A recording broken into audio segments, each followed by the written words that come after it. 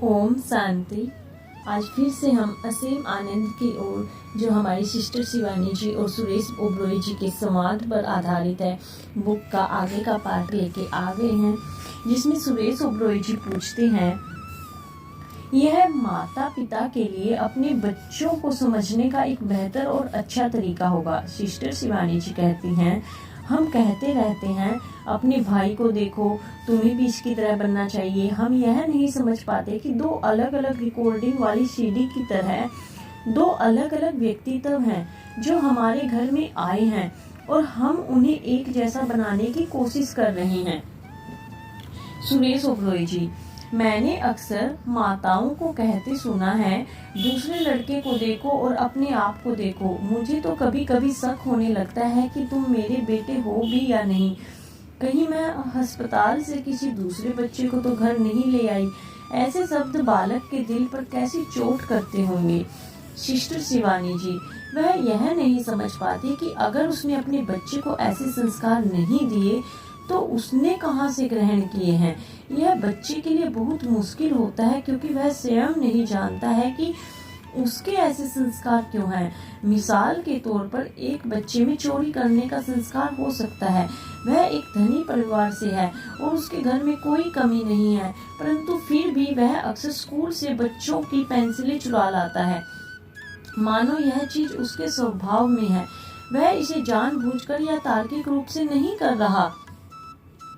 ऐसा इसलिए है कि उसके अस्तित्व, आध्यात्मिक ऊर्जा तथा आत्मा के साथ ऐसे कुछ संस्कार आ गए हैं। जब हम सजग नहीं होते तो संस्कार अपने आप सामने आकर कर्म में आ जाते हैं। सुरेश ओबरॉय जी, सिस्टर शिवानी, सजगता के ऐसे स्तर तक आना बेहद कठिन है। प्राय घटने वाली घटना और हमारी प्रतिक्रिया के बीच अंतराल बहुत कम होता है। उस अक्षांश में, मतलब उस समय के बीच, हम यह कैसे याद रखेंगे कि हमें इस तरह प्रतिक्रिया नहीं देनी चाहिए। मैंने अनेक गुरुओं को देखा है, दिवाली के दिन कितना भी धूम धड़ाका क्यों ना होता रहे, फिर भी कई गुरुओं की पलक तक नहीं झपकती। हम उस अवस्था तक कैसे पहुंच सकते हैं। सिस्टर शिवानी जी, इसे पाने के लिए ध्यान व अभ्यास की आवश्यकता होगी। पहल जब मैं किसी कार्यशाला में जाती थी तो किसी का मोबाइल फोन बजते ही मेरी तल्लीनता भंग हो जाती। यहाँ मैं लोगों को स्थिर मन होने का ज्ञान बांट रही होती, परंतु भीतर ही भीतर मैं खुद अशांत और व्याकुल हो जाती। सुरेश ओबरॉय जी, तो इस तरह धीरे धीरे अवस्था बनानी पड़ती है। पहले जब आप परेशान होती थी तो आपने कभी कहा होगा, ठीक है कोई बात नहीं, ये तो बस यूं ही चलता है। अगली बार आप ध्यान तक नहीं देती कि वे ऐसे हैं या नहीं। दरअसल आपको इससे कोई अंतर ही नहीं पड़ता। अब ऐसी बातों से आपका ध्यान भंग नहीं होता। क्या ये सभी अवस्थाएं नहीं है? व्यक्ति को इन सभी अवस्थाओं को पार करना ही होता है। वह सीधा आपकी अवस्था तक नहीं आ सकता।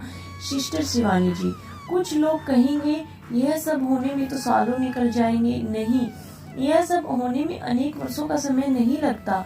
बस आपको अपने भीतर सजगता का एक विचार पैदा करना है। अन्यथा पूरा जीवन केवल एक मोबाइल फोन के कारण ही हम परेशान हो सकते हैं।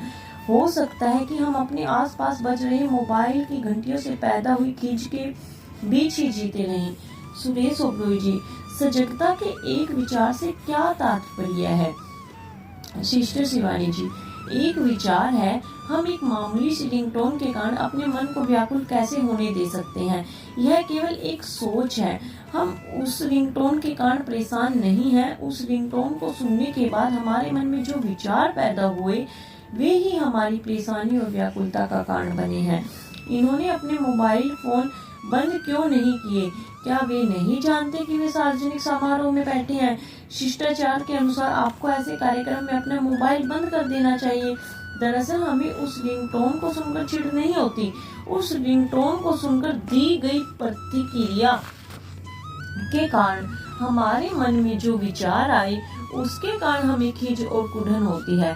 यह रिंगटोन तो एक ट्रिगर है, मानो एक बहाना बन गई है। हमें इस बात का एहसास करना होगा कि हम किस बात से परेशान हो रहे हैं। ये हमारी अपनी ही सोच है, हमारी सोच है कि उन्हें विनम्रता के साथ अपने फ़ोन बंद कर देने चाहिए। अब हम अपनी सोच में बदलाव लाते हैं, यह उनका अपना चुनाव है, भले ही वे इसे बंद करें या ना करें, और हम उनके चुनाव की कदर करते हैं।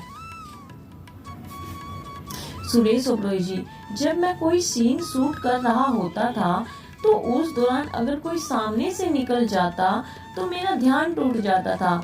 अब मैं अपने आसपास अनेक व्यक्तियों को मंडराते देख सकता हूँ और इसे स्वीकार करना भी सीख रहा हूँ। सिस्टर शिवानी जी, यही से हम चौथे प्रकार के संस्कार रचने की तैयारी कर रहे हैं।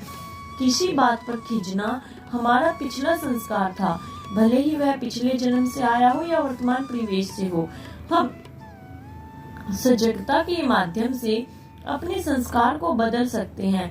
यहाँ हम अपनी इच्छा शक्ति के माध्यम से अपना संस्कार रच रहे हैं। हम बार बार इस बात के लिए यह दोषारोपण नहीं कर सकते, अरे हम इसमें कुछ नहीं कर सकते, यह हमारा कोई पिछला संस्कार होगा। यह सब तो आपकी सजगता पर निर्भर करता है। सुरेश ओबरॉय जी, इसका अर्थ हुआ कि सजगता लाने से इच्छा शक्ति का विकास होगा। सिस्टर शिवानी, हाँ, आप इच्छा शक्ति के प्रयोग से ही एक नया संस्कार रचेंगे। देखिए, जब भी हम कहते हैं यह तुम्हारी वजह से हुआ, मुझे इसकी वजह से खींच हो रही है, तब हम इस बात का संकेत देते हैं कि हमारा अपने पर वश नहीं है, हम दुर्बल हैं और दूसरे हमें बड़ी आसानी से अपने अधीन कर लेते हैं। इच्छा शक्ति का अर्थ होगा कि हमारे पास चुनाव की शक्ति है और मनचाहा करने, बनने और पाने की शक्ति है। जब भी हम इस शक्ति का प्रयोग करते हैं तो वह हमारी इच्छा शक्ति है। कई बार हम ऐसा अनुभव करते हैं कि हमारे पास इच्छा शक्ति का अभाव है। यह शक्ति सबके पास होती है, सबके पास समान मात्रा में इच्छा शक्ति होती है, बस अंतर यही है कि हम उसे कितनी मात्रा में प्रयुक्त करने जा रहे हैं। यह इस बात पर निर्भर करता है कि हम किस तरह दूसरों को अपने मन की स्थिति का जिम्मेवार ठहराने की प्रवृत्ति पर रोक लगा सकते हैं। जब हम अपनी इच्छा शक्ति का प्रयोग नहीं करते तो यह घटने लगती है। सुरेश ओबरॉय जी, मैं किसी ऐसे व्यक्ति से मिला जिसने अपनी शराब सेवन की 30 साल पुरानी आदत को केवल 2 ही दिन में त्याग दिया। इसका अर्थ हुआ कि हमारे भीतर भी उतनी ही इच्छा शक्ति मौजूद है जितनी उस व्यक्ति में रही होगी। यदि हाँ, तो ऐसा क्या कारण है जिसकी वजह से हम उसे देख नहीं पाते, या ऐसा क्या है जो हमें उसे प्रयोग में नहीं लाने देता? सिस्टर शिवानी जी, यह बहुत ही आसान सी बात है, आप उसे प्रयोग में नहीं ला रहे। कोई भी मानवीय गुण तभी उपयोगी होता है जब आप उसे प्रयोग में लाते हैं। सुरेश ओबरॉय जी, परंतु यदि हमें यह पता ही न हो कि हमारे भीतर वह खूबी है या नहीं, तो क्या होगा? हम नहीं जानते कि इस खूबी को कैसे देखना है या कैसे प्रयोग में लाना है। सिस्टर शिवानी जी, इसी वजह से तो हम यह सब सीख रहे हैं। यह जीवन का वह क्षेत्र है जिस पर हमने अब ध्यान देना आरंभ किया है। यदि हम कहते हैं कि हमारे पास आध्यात्मिकता के लिए समय नहीं है, हमारे पास ध्यान लगाने के लिए समय नहीं है, तब हम स्वयं ही यह चुन रहे हैं कि हमारे पास जो शक्तियां हैं हम उन्हें प्रयोग में ही ना लाएं।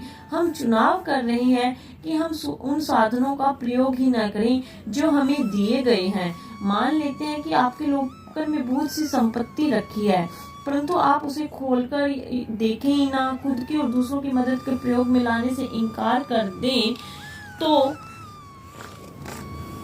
और आप लोगों के पास जाकर उनसे प्रेम, शांति और खुशी की भीख मांगते हैं, क्योंकि आपके पास इतना समय ही नहीं है कि आप अपने लॉकर या कोष तक जाएं और अपनी संपत्ति का प्रयोग करें। ओम शांति। आशा करती हूँ आज का टॉपिक आपको समझ आ गया होगा। सिस्टर शिवानी जी और सुरेश ओबरॉय जी की इन बातों से अगर आपको कुछ भी ना समझ आए तो आप कमेंट जरूर कीजिएगा और प्लीज़ वीडियो को लाइक कीजिएगा ताकि मुझे मोटिवेशन मिले और मैं ऐसे ही बुक्स को पढ़ती रहूँ अपना और आपके लिए। आशा करती हूँ आपको ये सब अच्छा लग रहा होगा। कमेंट में ओम शांति जरूर लिखिएगा, क्योंकि ओम शांति बोलने से हमारे मन को शांति जरूर मिलती है। इसलिए सबसे और कमेंट में जरूर ओम शांति लिख कर जाइएगा। ओम शांति।